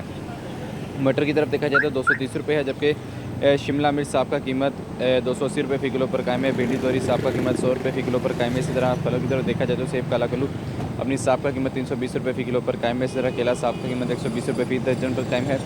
جاپانی پھل 220 روپے فی کلو پر قائم ہے. اور اسی طرح انار بدانہ سابقہ قیمت 550 روپے فی کلو پر قائم ہے, اور سنگاڑا 110 روپے فی کلو میں فروخت ہو رہا ہے. دیکھا جائے تو پھل اور سبزیوں کی قیمتوں میں معمولی رد و بدل ریکارڈ ہوا ہے, اور اسی طرح برائل مرغی گوشت کی قیمت میں بھی جو ہے وہ کمی واقع ہوئی ہے. جی شکریہ فصیح نقوی تفصیلات سے آگاہ کرنے کے لیے. بڑھاتے جی پروگرام کو آگے اور بات کرتے ہیں فیصل آباد کی سیاست کے حوالے سے. فیصل آباد کی سیاست ہو یا پاکستان کی سیاست کے حوالے سے بات کریں, جماعت اسلامی ہمیشہ سے ایک امپورٹنٹ رہی ہے, اور جماعت اسلامی کی جانب سے 21 22 23 کو ایک بڑے اجتماع کا اعلان کیا گیا ہے, جو کہ سیاسی اگر حلقوں میں بھی بڑا پاپولر ہے, اسی طرح سے ینگسٹرز میں بھی بڑا پاپولر ہے. بدل دو نظام جس کا سلوگن ہے, اس کے پیچھے کیا پلاننگس ہیں, کیا انیشیٹو ہیں, اس پہ بھی بات کریں گے. جماعت اسلامی کے فیوچر پلانز بڑے زیادہ ضروری ہیں, اور ایک چیز اگر جس پہ تعریف ہم نہ کریں وہ غلط ہوگی کہ جماعت اسلامی کا ایک پروگرام بنو قابل. ہم نے دیکھا کہ ینگسٹرز کو انگیج کرنے کے لیے بڑا انیشیٹو ہے, اس پر بھی جی گفتگو کریں گے. اور اس پر گفتگو کرنے کے لیے ہمیں پروگرام میں جوائن کیا ہے محبوب الزمان بٹ صاحب نے, امیر جماعت اسلامی فیصل آباد ہیں. اگر ہم ان کے ویژن کے حوالے سے بات کریں, فیصل آباد کے سیاسی مسائل کو حل کروانے کے حوالے سے ان کے رول پہ بات کریں, تو ہم دیکھتے ہیں کہ بڑے ایکٹیو نظر آتے ہیں. السلام علیکم, کیسے ہیں بٹ صاحب آپ؟ الحمدللہ جی, خیریت ہے. بہت شکریہ, آپ نے وقت نکالا سٹی ایٹ 10 کے لیے. سب سے پہلے بٹ صاحب یہ بتائیے گا کہ یہ جو ہم اجتماع دیکھ رہے ہیں ہونے جا رہا ہے 21 22 23 کو مینار پاکستان میں, جس کا سلوگن بھی بڑا دلچسپ ہے, بدل دو نظام, کیا انیشیٹو ہے, کیا اس کے حوالے سے ایک مقصد ہے؟ بسم اللہ الرحمن الرحیم. جب سے حافظ نعیم الرحمان جماعت اسلامی کے امیر بنے ہیں پچھلے سال سے, تو انہوں نے کراچی میں اپنی ذمہ داری کے دوران ایک حقیقی کراچی میں انقلاب پیدا کیا, اور وہ کراچی کے جو پچھلے تقریباً ربع صدی یا اس سے بھی زیادہ ایم کیو ایم کے ہاتھوں یرغمال تھا, اور بالکل کراچی ایک کوڑے کا ڈھیر بن چکا تھا, تو اس میں کچھ نئے کام کیے نوجوانوں کے لیے بھی اور لوگوں کے مسائل کے حوالے سے بھی. تو وہ ایک کامیاب تجربہ لے کر جب امیر جماعت منتخب ہوئے ہیں، تو اب ظاہر ہے کہ وہ ایک جو گراؤنڈ پر انہوں نے ایک کام کیا، اس کو منی پاکستان کہا جاتا ہے کراچی کو. بالکل اسی طرح سے. تو اب ان کے کچھ سمجھ لیں کہ نقطہ نظر ہے یا ان کا ایک پلان ہے جس کے مطابق پلاننگ کر کے تو جماعت اسلامی جو ہے وہ اب ایک نئے مرحلے میں داخل ہونا چاہ رہی ہے. اور اس کے لیے یہ اجتماع عام 3 روزہ یہ پہلے بھی پاکستان میں جماعت کرتی رہی ہے، آج سے 11 سال پہلے بھی کیے تھے. تو اب یہ ایک نیا سلوگن ہے بدل دو نظام کے حوالے سے. بدل دو نظام پورے کا پورا اس کے پیچھے ایک پوری سوچ ہے، اور ہم سمجھتے ہیں کہ پاکستان کو 78 سال ہو گئے ہیں اور ہر آنے والا دن پہلے سے بدتر ہے. اسٹیبلشمنٹ کی بات کی جائے، بیوروکریسی کی بات کی جائے، یا سیاستدانوں جاگیرداروں ان کی بات کی جائے، یہاں پر عدلیہ کی بات کی جائے، تو لوگوں کی امیدیں ان تمام اداروں سے دم توڑ چکی ہیں اور مایوسی بہت گہری ہو گئی ہے. خاص طور پر نوجوانوں میں تو مایوسی انتہا کو پہنچ گئی ہے، اور بار بار لوگوں نے دھوکہ کھایا، تبدیلی کا بھی دھوکہ کھایا لوگوں نے. تو ایسے میں کہ جب ہر محکمہ، ہر جگہ، ہر ادارہ جو ہے کرپشن ہے، وہاں پر لوٹ مار ہے، وہاں پر وہی نظام جو انگریز چھوڑ کر گیا تھا اسی کو، یعنی آج بھی بیوروکریسی تکبر کی علامت ہے. اور آج کسی بڑے افسر کو عام آدمی ملنے کے لیے جو ہے وہ کئی دن انتظار کرتا ہے. تو یہ پورے کا پورا سسٹم بنایا ہوا ہے انہی انگریزوں کا، جو بس چمڑی کا رنگ بدلا، گورے کی بجائے ذرا رنگدار ہو گئے، باقی اس میں کوئی بہت جوہری فرق نہیں. قانون بھی اکثر وہی کے وہی ہیں.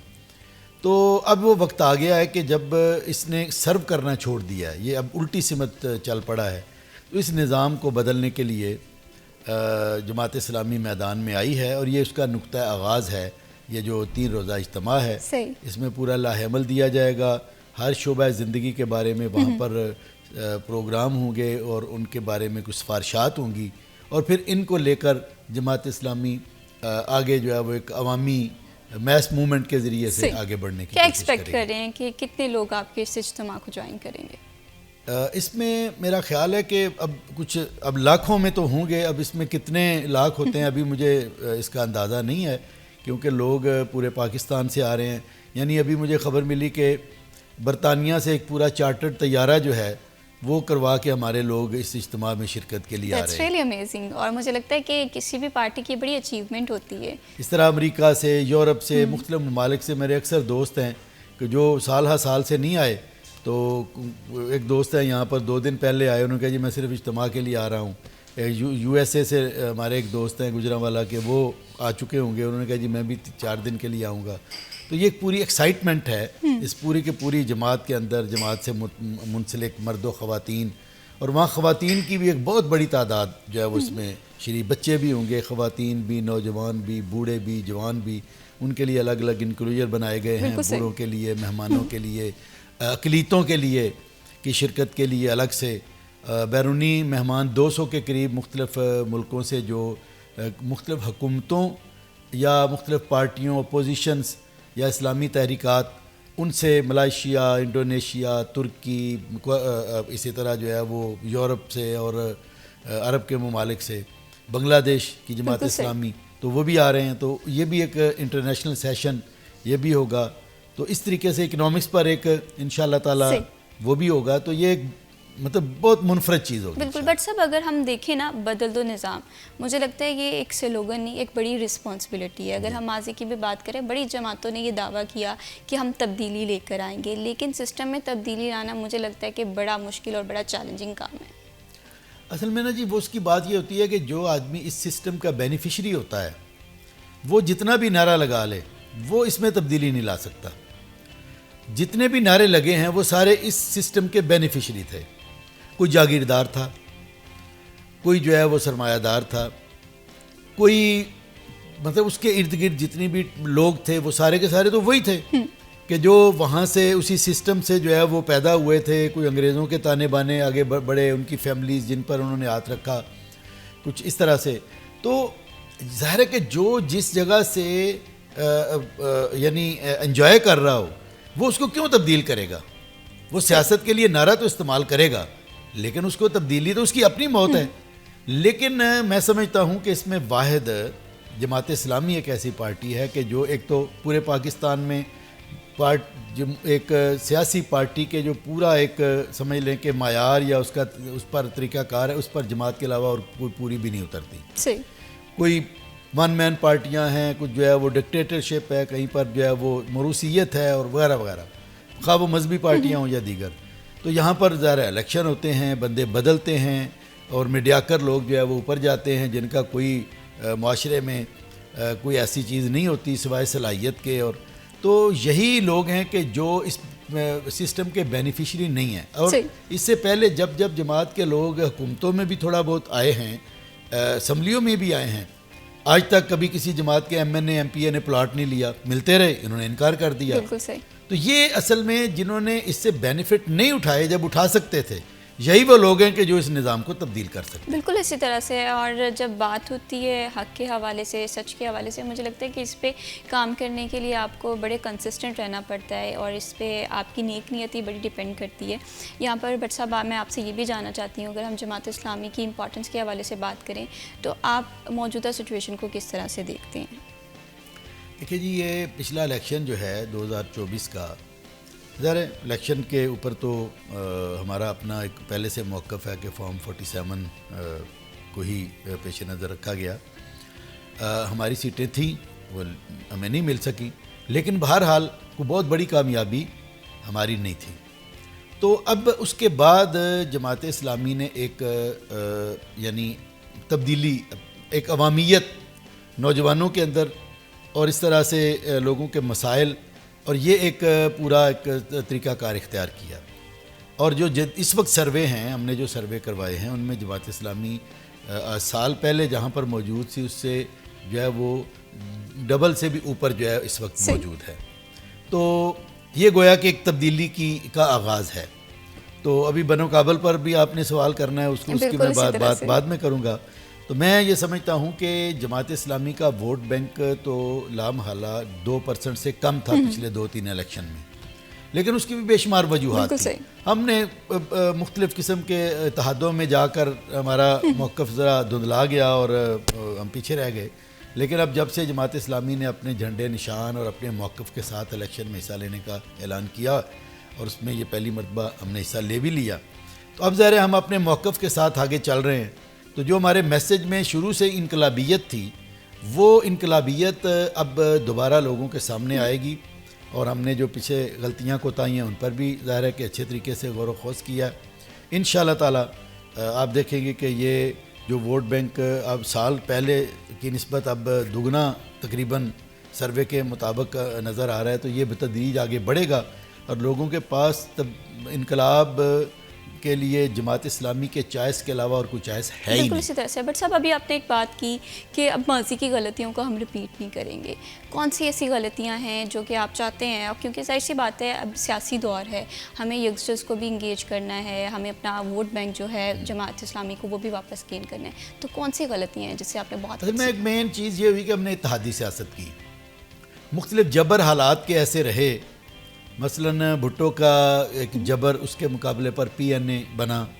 بہت اس وقت کے حوالے سے یہ شاید ٹھیک ہی یعنی فیصلہ تھا، لیکن بہرحال الٹیمیٹلی جماعت اسلامی اس وقت سب سے بڑی پارٹی تھی. 1970 کے الیکشن میں پیپلز پارٹی کے بعد سب سے زیادہ ووٹ بینک جماعت اسلامی. بالکل اسی طرح سے ہم نے دیکھا جماعت اسلامی کی بڑی پاپولیرٹی رہی ہے اور سب سے ٹرسٹڈ جماعت ہم نے دیکھا کہ ماضی میں جماعت اسلامی رہی ہے. بہت سارے لوگ ٹرسٹ بھی کرتے رہے، لیکن جیسے جیسے سال گزرے ووٹ بینک کم ہوتا گیا. اور دوبارہ سے موجودہ سچویشن کس طرح سے پارٹیز تمام چیزوں کو انگیج کری، اس پر جی فردر بھی گفتگو کریں گے. وقت ہوا بریک کا، اسٹے ود اس.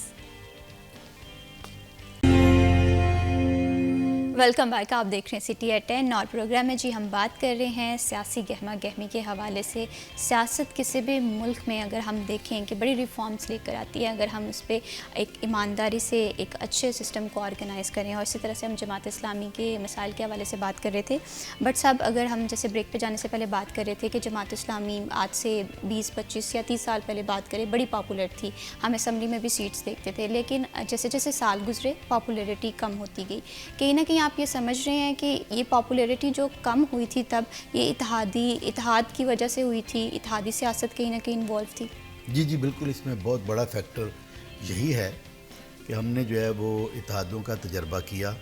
اس وقت یہی ذہن میں تھا کہ اس کے نتیجے میں آگے بڑھا جائے گا اور ہم اسمبلی میں جا کر پاکستان کی کچھ چلو جزوی طور پر تبدیلیوں کا آغاز کر سکیں گے پازیٹیولی.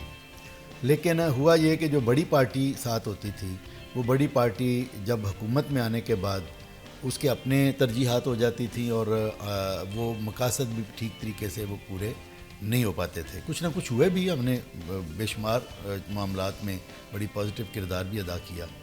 لیکن آخر کار ہم نے یہ سمجھا، اس پر ہم نے بڑا غور و فکر کیا، پورے تھنک ٹینک بٹھائے، کمیٹیاں بنی اور اس پر پورا سال 2 سال غور و خوض ہونے کے بعد پھر ہم نے اس پہ میٹنگز کر کے تو ہماری مرکزی شورا نے 2019 میں اس بات کا سراج الحق صاحب امیر تھے اس وقت، فیصلہ کیا کہ ہم کسی بھی اتحاد میں نہیں جائیں گے. ٹھیک ہے. البتہ ہاں کہیں کوئی الیکشن میں کوئی چھوٹا موٹا کوئی ایڈجسٹمنٹ ہوتی ہے وہ ایک الگ بات ہے اپنے نشان پر رہ کر. تو اس کی وجہ سے ہمارا جو ہے وہ ووٹ بینک بھی کم ہوا اور ہمارے وہ نعرے اور ہمارا جو موقف ہے وہ کہیں اور چلا گیا.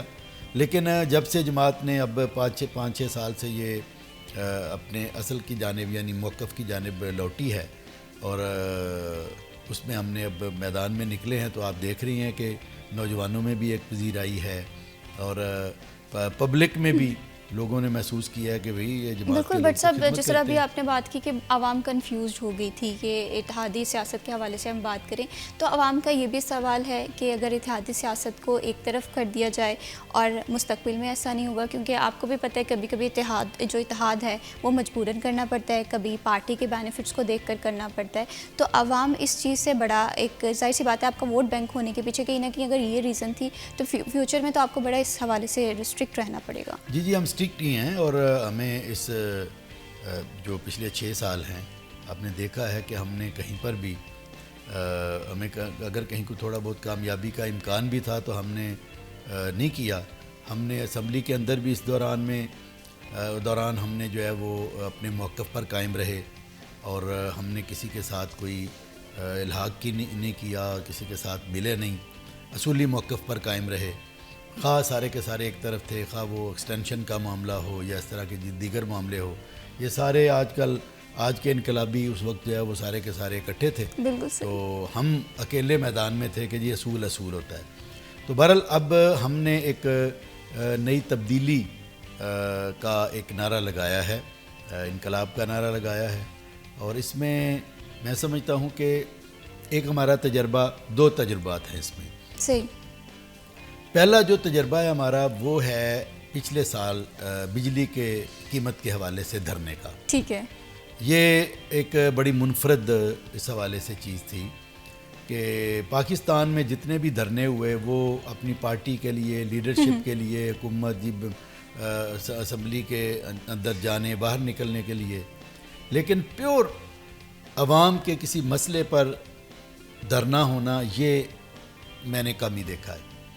تو یہ دھرنا 14-15 دن کا دھرنا تھا اور ہم نے اس پر آئی پی پیز کو تو لوگ جانتے ہی نہیں تھے. بالکل اسی طرح سے. اور ہمارے جو وزیر تھے، وزیر توانائی اور بجلی، وہ کہتے تھے جی کون سے آئی پی پیز، ان سے تو بات ہی نہیں ہو سکتی، ان سے کوئی نیگوشیشن نہیں ہو سکتی، وہ تو جناب مقدس گائے ہیں، وہ تو عالمی عدالت میں چلے جائیں گے، ہمیں یوں ہو جائے گا، ہمارا فلاں نقصان ہو جائے گا. بالکل انہوں نے بالکل فلیٹلی ریفیوز کیا ہوا تھا.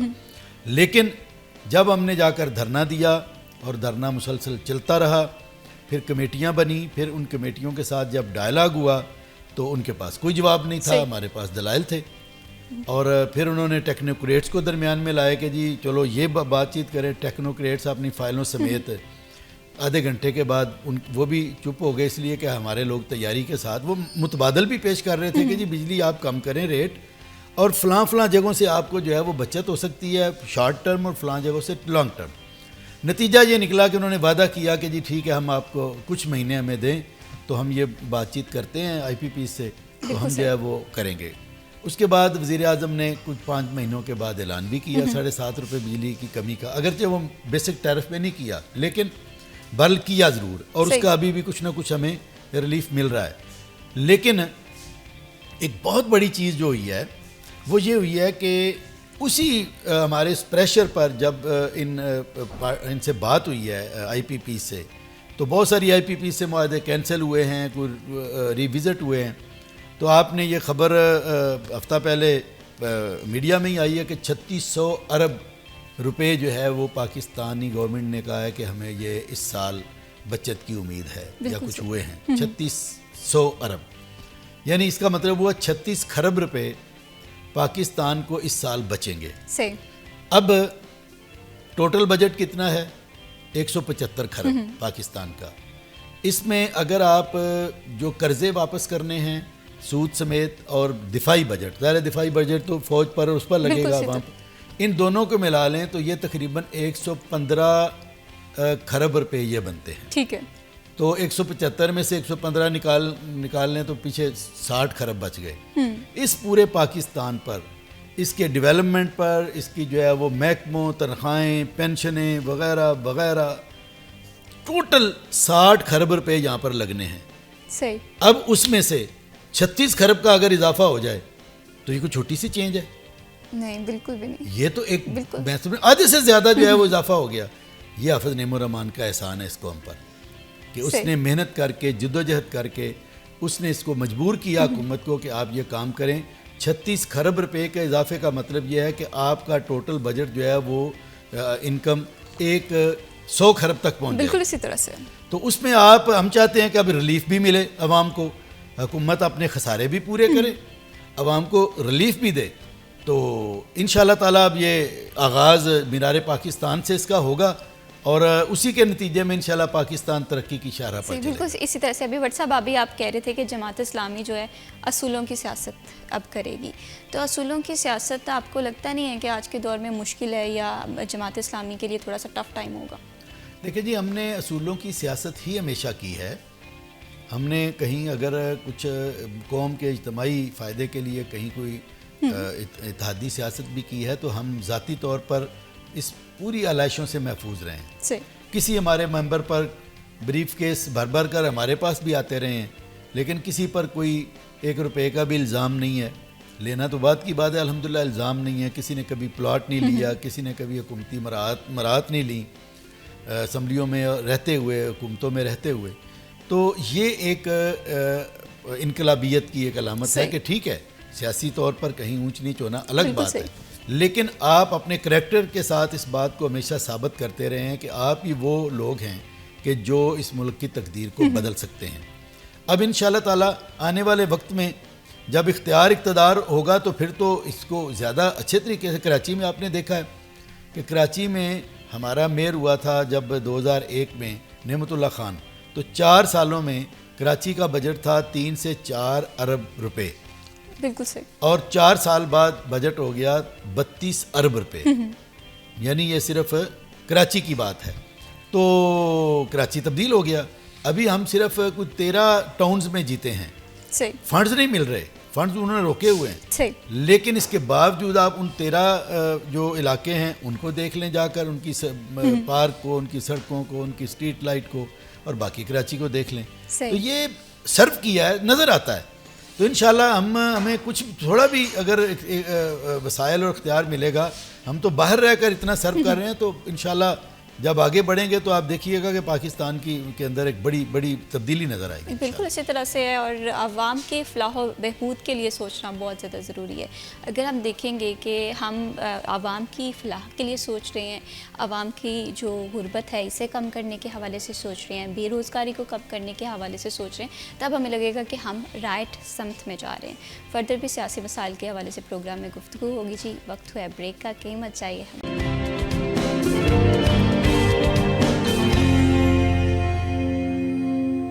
ویلکم بیک جی، آپ دیکھ رہے ہیں سٹی ایٹ 10 اور پروگرام میں ہم بات کر رہے ہیں سیاسی گہما گہمی کے حوالے سے.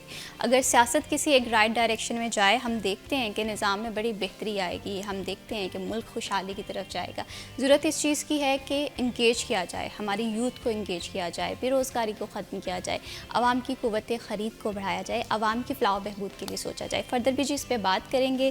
یہاں پر میں تعارف کروانا چاہتی ہوں، ہمیں پروگرام میں جوائن کیا ہے جناب ظفر ڈوگر صاحب نے، بیورو چیف سٹی 41 ہے, صحافت کی دنیا کا ایک بڑا نام ہے, بڑا ویژن رکھتے ہیں, فیصل آباد کے مسائل کے حوالے سے بات بلند کرنی ہو, مسائل کو حل کروانے کے لیے بڑا انیشیٹو لیتے ہیں. تو آئیے خوش آمدید کہتے ہیں.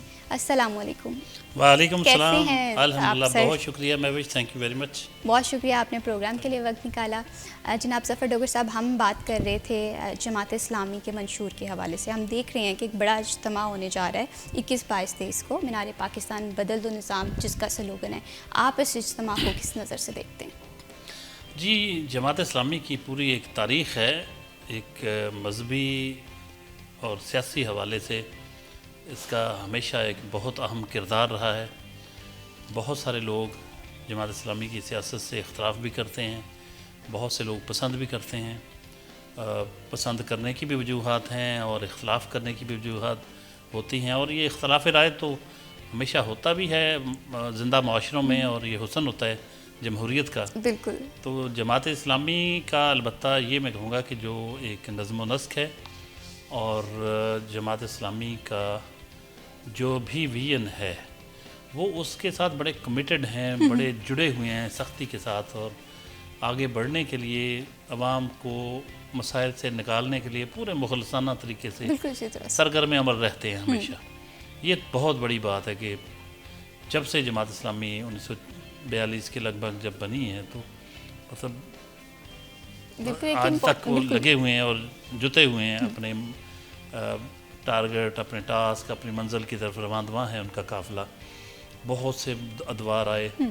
آج میں سمجھتا ہوں کہ جماعت اسلامی جس موڑ پہ کھڑی ہے تاریخ کے, اس کو اگر میری نظر سے دیکھیں تو ایک ریئلائزیشن آئی ہے جماعت اسلامی کے اندر کہ ہمیں جدید عہد کے جو تقاضے ہیں, جو چیلنجز ہیں, ان سے نمٹنے کے لیے ہمیں کچھ جدید انداز, جدید اطوار, جدید ٹیکنیکس وہ ساری اپنانا ہوگی. بالکل.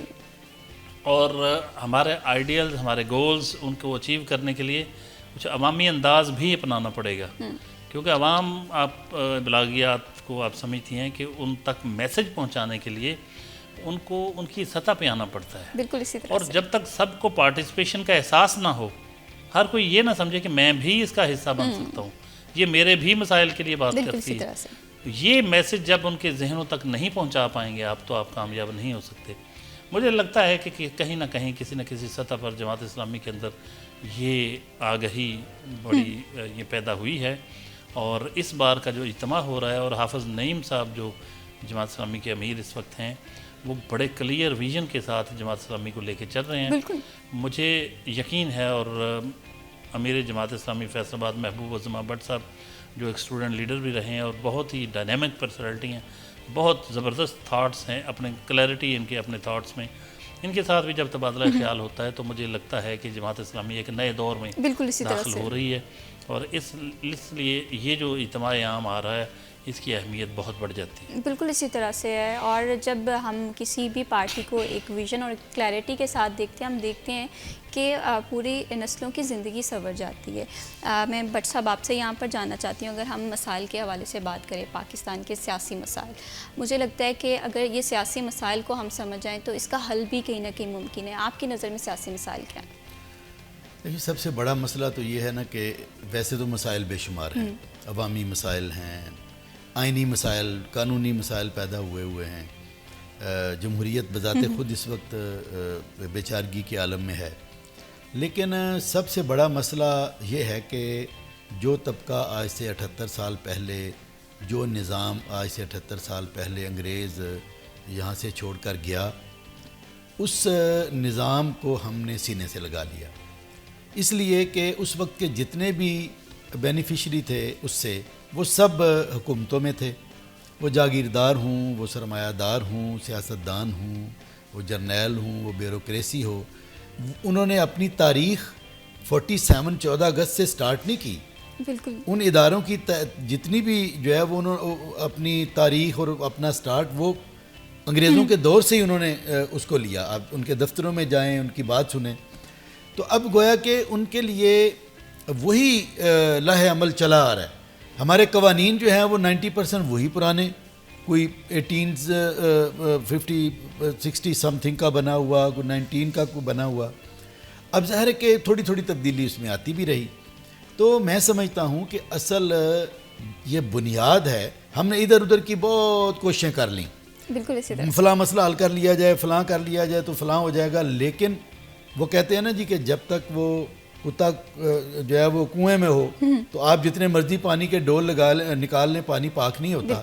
جب تک یہ نظام کا کتا جو ہے وہ وہاں سے نکلتا نہیں ہے اور تو پھر جو ہے وہ کنواں صاف ہوگا. تو اس لیے اور پھر یہ جو سرو کرنا تھا اس نظام نے کر لیا ہے. اب تو اس نظام کے ذریعے سے لوگوں کے اوپر جو ہے وہ مصیبت اور پریشانی ہی پریشانی ہے. تو یہی وہ موقع ہے کہ اس پر ضرب لگائی جائے, اور میں سمجھتا ہوں کہ اس نظام کی تبدیلی اور نظام کے ساتھ جڑے ہوئے مفادات کے اسیر ان تمام طبقات کی تبدیلی, یہ دونوں لازم و ملزوم ہیں. اور ان صاف ستھرے لوگوں کی کا آنا تاکہ اس نظام کی جگہ پر ایک پیرلل دوسرا نظام جو ہے وہ صاف ستھرا نظام قائم کیا جا سکے, یہ ہے ہمارا ایک نقطہ بنیادی جو سمجھتے ہیں کہ یہی وہ تبدیلی اور یہی وہ سیاسی عمل ہے کہ جو اگر اس کی جانب قوم چل پڑے گی, جو 21, 22, 23 نومبر کو حافظ نعیم الرحمان صاحب نے جس میں اعلان کیا, اور صرف سادہ اعلان نہیں کیا, اس میں قرارداد معیشت باقاعدہ طے ہوگی, ایک نیشنل ڈائلاگ ہوگا, اسی میں ماہرین معاشیات, اسی طرح جو ہے وہ مختلف شعبے جو ہیں وہ ان کے اوپر بات چیت ہوگی اور قوم کو ایک نئی روشنی اور نئی راہ بھی دکھائی جائے گی. بالکل اسی طرح سے ہے, ینگسٹرز کو انگیج کرنا بہت زیادہ ضروری ہے. اگر ہم دیکھیں کہ بے روزگاری کے مسائل ہیں یہ بڑھ رہے ہیں کیونکہ ہم ینگسٹرز کو انگیج نہیں کر پڑے. جماعت اسلامی کا پروگرام بنو قابل, اس پہ جی ہم بات کریں گے, لیکن وقت ہوا ہے بریک کا, کہیں مت جائیے, ہمارے ساتھ رہیے.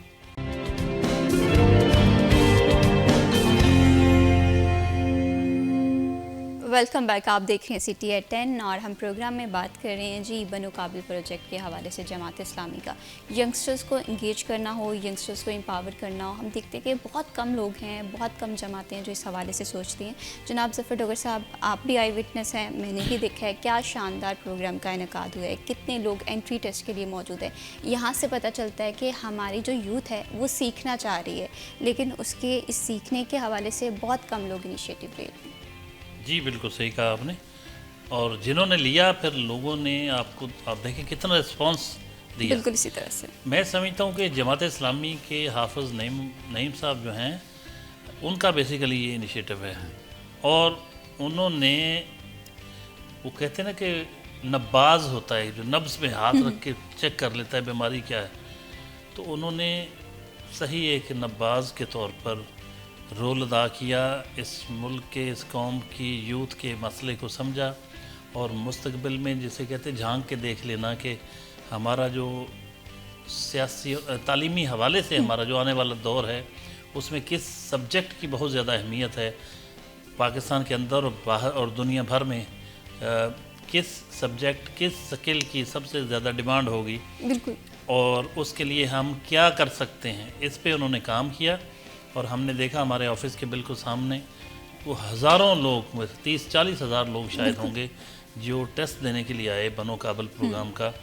اور آئی ٹی کے حوالے سے, آئی ٹی سے ریلیٹڈ کتنے اے آئی ہو, آرٹیفیشل انٹیلیجنس اور انفارمیشن ٹیکنالوجی اور اس کے جتنے بھی شعبے ہیں, ڈیجیٹل مارکیٹنگ ہو اور یا گرافک ڈیزائننگ, پتہ نہیں کافی ساری لمبی لسٹ ہے جو ساری وہ سکلز جو ہیں وہ جو بچوں کو سکھائیں گے. تو یہ بہت بڑا سٹیپ ہے, بہت خدمت ہے, بہت بڑی یہ عملی خدمت کا کی طرف ایک بڑا قدم ہے. تو ریئلی آئی اپریشیٹ حافظ صاحب اور جماعت اسلامی. ظاہر ہے جماعت اسلامی کے امیر کی حیثیت سے وہ یہ کر رہے ہیں, انہوں نے بڑا قدم اٹھایا اور ہمارے بہت بڑے مسئلے کو ایڈریس کیا. اسی طرح سے, اور یہی وقت کی ضرورت ہے کہ سیاسی جماعتیں نہ صرف زبانی جمع خرچ کریں بلکہ اس کی بجائے وہ عملی طور پر اگر کچھ کر سکتے ہیں وہ ان کو کرنا چاہیے. ویسے گورنمنٹ نے بھی ایک سٹیپ اٹھایا ہوا ہے اس سلسلے میں, اور مختلف اداروں کو گورنمنٹ کے پاس ظاہر وسائل بہت ہوتے ہیں, اسی طرح سے وہ بھی آئی ٹی کے فروغ کے لیے, اس کی تعلیم کے فروغ کے لیے بہت کروڑوں روپے مختلف کالجز کو دے رہی ہے. اور جماعت اسلامی نے پرائیویٹ کیپیسٹی میں اتنا بڑا سٹیپ اٹھایا اور اتنی یوتھ کو انگیج کیا تو جماعت اسلامی کو اس پہ ایک واقعی اپریسیشن. بالکل اس پہ کریڈٹ جاتا ہے, اور ینگسٹرز کو امپاور کرنے کے لیے نو ڈاؤٹ گورنمنٹ کی پالیسیز بھی بڑی اچھی آ رہی ہیں, لیکن ایسے میں اگر اقتدار میں نہیں ہے اور پھر بھی یہ تمام تر چیزیں سوچی جا رہی ہیں تو اس میں جماعت اسلامی کا بڑا رول ہے جی. بٹ سب آپ سے میں یہ جاننا چاہتی ہوں, بنو قابل ایک شاندار ایک پروجیکٹ ہے جس پہ ہم دیکھ رہے ہیں کہ یوتھ بڑی زیادہ موٹیویٹ بھی ہو رہی ہے, اس سے استفادہ بھی حاصل کر رہی ہے, آپ کیسے دیکھتے ہیں اس چیز کو؟ دیکھیں جی, یہ ایک حیران کن چیز ہے, حیران کن تجربہ ہے میرے لیے. کراچی سے جب آفتاب نے اس کو شروع کیا تھا تو اس وقت ہم اس کو دور سے دیکھتے تھے, اور کہتے ہیں نا کہ دور سے دیکھنے میں اور خود اس تجربے سے گزرنے میں بڑا فرق ہوتا ہے. پھر یہ مختلف شہروں میں یہ ٹیسٹ گیا, لاہور میں, ساہیوال, شیخوپورہ, گجرانوالہ, پشاور, اور اس طرح پنڈی, اسلام آباد. اچھا, پھر اس کے بعد ایک گیپ کے بعد فیصل آباد سے اس کا یہ سردیاں جب یعنی گرمیاں ختم ہوئیں تو فیصل آباد سے اس نے سٹارٹ لیا. ہم نے جب اس کو کیا تو اس کی رجسٹریشن شروع میں کوئی بہت زیادہ نہیں تھی, 4-5 ہزار 7 ہزار کے قریب سٹارٹ ہوئی, لیکن یہ بڑھتی گئی. شروع میں ہمیں یہ تھا کہ ہم لوگ کہیں کرسیاں خالی نہ رہ جائیں. جب 5 دن رہ گئے تو ہمیں یہ فکر لاحق ہونے لگی کہ کرسیاں تو بھر جائیں گی, لیکن اب اتنا انتظام کیسے ہم کریں گے. پھر جب 4 دن رہ گئے تو مجھے فکر ہوئی, میں نے فون کیا, میں نے کہا یار بندے زیادہ ہو جانے ہیں تو آپ کیا کریں گے اس میں. انہوں نے کہا جی ہم 15,000 پیپر لے کر آئیں گے. میں نے کہا جی ٹھیک ہے. اگلے دن ہم نے مشورہ کیا جی 25,000 پیپر لانے ہیں, صحیح, اور آخری دن 30,000 پیپر وہ لائے صحیح لاہور سے. اور ہمیشہ سے جتنے پروگرام پہلے ہم کرواتے ہیں ہمیں آخری دنوں میں یہ فکر اور دھڑکا لگا رہتا ہے جی کہ ناکام نہ ہو جائے, بندے نہ کم ہو جائیں. اس مرتبہ یقین کیجئے آخری 2-3 دن مجھے رات کو نیند نہیں آئی کہ بندے زیادہ آ جانے ہیں, ہم ان کو سنبھالیں گے کس طرح. کیسے؟ یعنی 70,000 اس کی رجسٹریشن ہوئی ہے بچے اور بچیوں کی, 70,000. اور ان کے علاوہ بھی کچھ لوگ تھے کہ جو رجسٹریشن کے بغیر آئے. 40,000 بچے اور بچیاں یہاں پر گراؤنڈ میں موجود تھے. بالکل, تقریباً کوئی 8 to 10,000 آبادی تھی جو والدین اور ٹیچرز اور جو باہر یہ ساری سڑک جو ہے انہوں نے گھیری ہوئی تھی, اور ہزاروں بچے اور بچیاں جو باہر سے ہی سال ہسپتال کی پرلی طرف سے یا ادھر سے دیکھ کر رش جگہ نہ ہونے کی وجہ سے, رستہ نہ ہونے کی وجہ واپس چلے گئے. اور پھر جب ہم نے 30,000 کا پیپر لے لیا تو پھر باقی بچ گئے. تو کچھ تو چلے گئے, ہم نے کہا کہ بعد میں کریں گے. 5,000 نے یہاں دھرنا دے دیا, عشاء تک یہاں بیٹھے رہے بچے کے جی ہم ٹیسٹ دے کر ہی جائیں گے. تو 26 تاریخ کو ہم نے 10,000 کا مزید ٹیسٹ لیا, یہ 26 نومبر کو. اب یہی جو چیز ہے یہ میں نے دیکھا مالاکنڈ میں 30-40,000, اسی طرح مینگورہ سوات میں کوئی 40,000 کے قریب, حتیٰ کہ کوئٹہ میں, پنڈی, اسلام آباد, اور یہ جعفر آباد جیسا ایک بالکل پسماندہ علاقہ, وہاں پر 5-7 ہزار بچے جو ہے وہ اکٹھے تھے.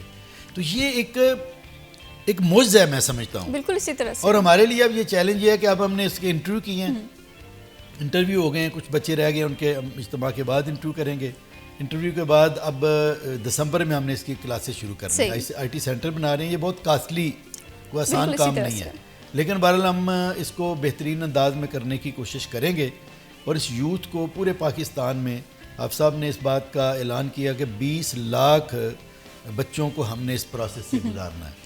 تو آپ دیکھیں گے کہ سال کے بعد اس یوتھ کی انشاءاللہ پاکستان مایوسی کی بجائے امید کی کیا کیفیت ہوگی, اور انشاءاللہ اسکل کے اعتبار سے بھی بالکل. چلیں جی, ہماری دعائیں آپ لوگوں کے ساتھ ہیں کیونکہ آپ لوگ بڑا ایک نیک اور بڑا اچھا انیشیٹو لے رہے ہیں ینگسٹرز کو امپاور کرنے کے لیے. بہت شکریہ محبوب زمان بٹ صاحب, آپ نے بس آخر پہ میری صرف یہ گزارش ہے کہ آپ کی وساطت سے اہل فیصل آباد سے کہ 21, 22, 23 کا ہمارا جو پروگرام ہے اس میں مرد و خواتین آپ اس میں شریک ہوں. 3 دن کے لیے ہوں, 3 دن کے لیے نہیں ہے تو 1 دن کے لیے, جمعے کا, ہفتے کا, اتوار کا کوئی دن مخصوص کر کے جو 1 دن کے لیے جا سکتے ہیں تو وہاں پر جائیں, وہاں کے رنگ ڈنگ دیکھیں, ڈسپلن دیکھیں.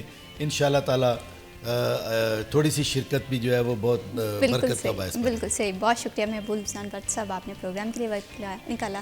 جناب ظفر ٹوکر صاحب, آپ کے بڑی بہت زیادہ شکریہ کہ آپ پروگرام کے لیے آئے جی.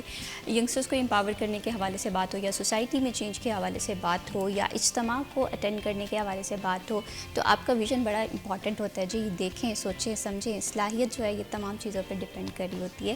جب تک آپ خود تحقیق نہیں کریں گے, جب تک آپ خود ریسرچ نہیں کریں گے, جب تک آپ چیزوں کو لے کر ایکسپلور نہیں کریں گے تو مجھے لگتا ہے کہ نظام کی بہتری نہیں آئے گی. ہم تمام لوگ اس نظام کا حصہ ہیں اور بہتری کے لیے ہم سب لوگوں کو مل جل کر کام کرنا ہے.